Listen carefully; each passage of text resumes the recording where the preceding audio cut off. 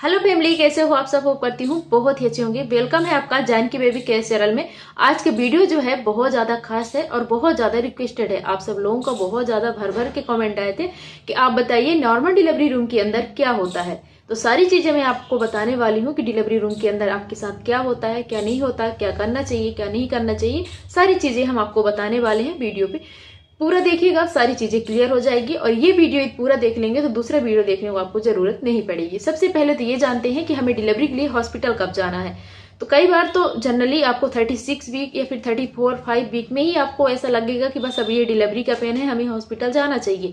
तो वो false labour pain हो सकता है। दरअसल होता है जो आपके कमर बैक पेन में और प्राइवेट पार्ट में हल्का हल्का दर्द होता है 35 या फिर 34, 36, 38 वीक में, और फिर ये बंद हो जाता है कुछ टाइम के बाद, तो ये फॉल्स लेबर पेन होते हैं। तो सबसे पहले आप ये जान लेंगे कि रियल लेबर पेन क्या है, तभी तो हॉस्पिटल जाएंगे। तो जब आपको पेन शुरू हो आपके पेट के निचले हिस्से में, आपके कमर में, आपके थाइज में, वो पेन धीरे धीरे धीरे धीरे बढ़ता जाता है। जैसे आपको पेन स्टार्ट हुआ उसके 1 घंटे बाद यदि वो कंटिन्यू उसकी टाइमिंग कम होती जा रही हो तो समझ जाइए कि बिल्कुल ये रियल लेबर पेन है। अब आपको हॉस्पिटल जाने की जरूरत है, घर पे इंतजार नहीं करना है। और जब आपको 8 मंथ कंप्लीट हो जाए, जब से आप अपना हॉस्पिटल बैग रेडी कर लीजिए। जैसे ही आप हॉस्पिटल रूम में जाती हैं सबसे पहले आपके बच्चेदानी का मुंह चेक किया जाता है, 2 फिंगर इंसर्ट की जाती है और चेक किया जाता है कि बच्चेदानी का मुंह कितना खुला है। जब आपके बच्चेदानी का मुंह 10 सेंटीमीटर ओपन हो जाता है तो आपको लेबर वार्ड में यानी लेबर रूम में शिफ्ट किया जाता है। लेकिन उससे पहले यदि आप पहले से अपने प्राइवेट पार्ट के हेयर रिमूव कर ली है तो बहुत ही अच्छी बात है। कोशिश करिए कि घर से करके जाइए।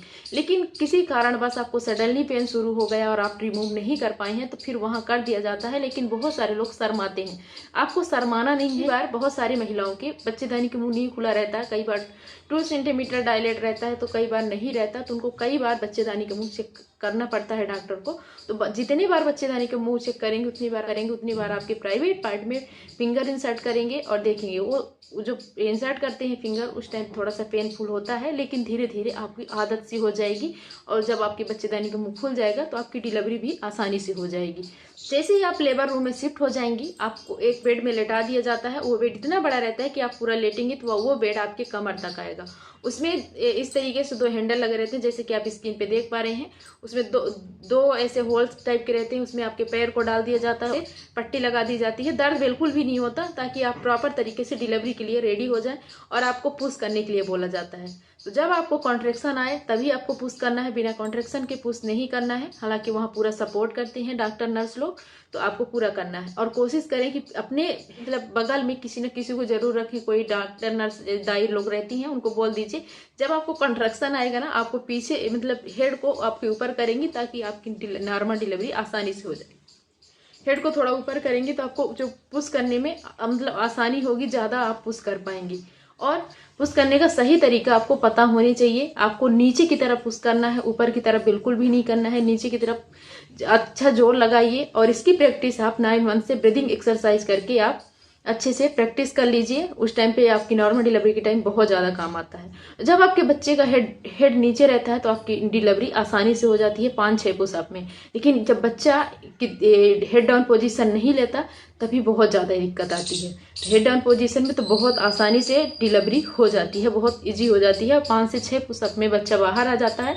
और इसके बाद जब बच्चा बाहर नहीं आता, कई बार बच्चे का वजन ज्यादा होता है, कई बार बच्चे का सर बड़ा होता है, उस ड्यूरेशन में आपको प्राइवेट पार्ट में एक चीरा लगाया जाता है। बहुत सारी महिलाएं आसानी से चीरा लगवा लेती हैं, लेकिन कई बार मना करती है, नहीं हमारा बच्चा ऐसे ही आ जाएगा, मुझे चीरा वगैरह मत लगाइए। लेकिन वो एरिया अपने से फट जाता है और ज्यादा फट जाता है। तो आप अपने से वहां कट लगवा लीजिए। कट लगाते टाइम आपको लोकल एनेस्थीसिया दिया जाता है, आपको दर्द नहीं होगा।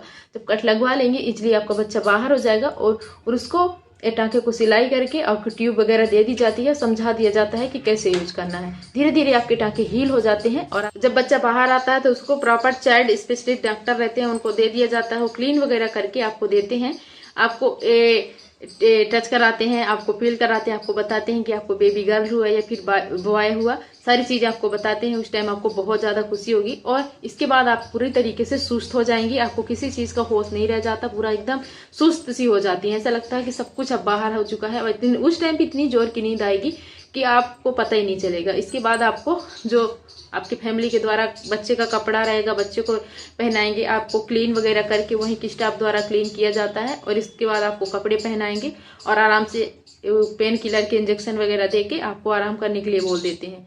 तो यही रहता है नॉर्मल डिलीवरी की प्रोसेस, ज़्यादा कुछ नहीं रहता, ज़्यादा कुछ खास नहीं है। आपको घबराना नहीं है, टेंशन नहीं लेना है। बस सारी चीज़ें अपने साथ जरूर से होनी चाहिए। आपके बैग में मैटरनिटी पैड, मैटरनिटी ब्रा, बच्चे के लिए फीडिंग वाली गाउन, इन सब चीज़ों को जरूर से रखना है। विंटर का टाइम चल रहा है, बच्चे के गर्म कपड़े जरूर से रखिए अपने साथ, अपने गर्म कपड़े रखिए।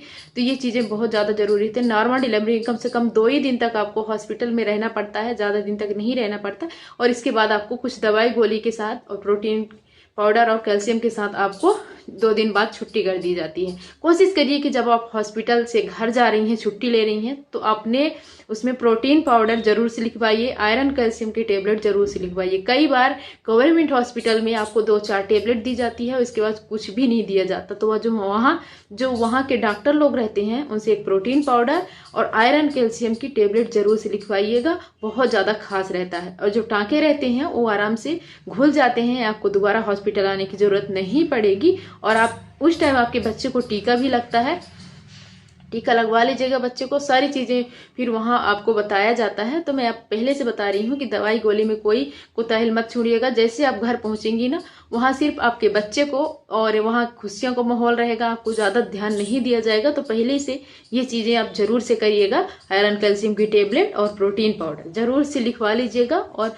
भले ही आपको बाहर लेना पड़े, आप ले लीजिए, लेकिन जरूर से रखिएगा, बहुत ज़्यादा आपको हेल्प करेगी। ये वीडियो आपको कैसी लगी कमेंट करके जरूर बताइए। वीडियो पसंद आई हो तो एक लाइक, और चैनल पे पहली बार विजिट किए हैं तो सब्सक्राइब जरूर करिएगा।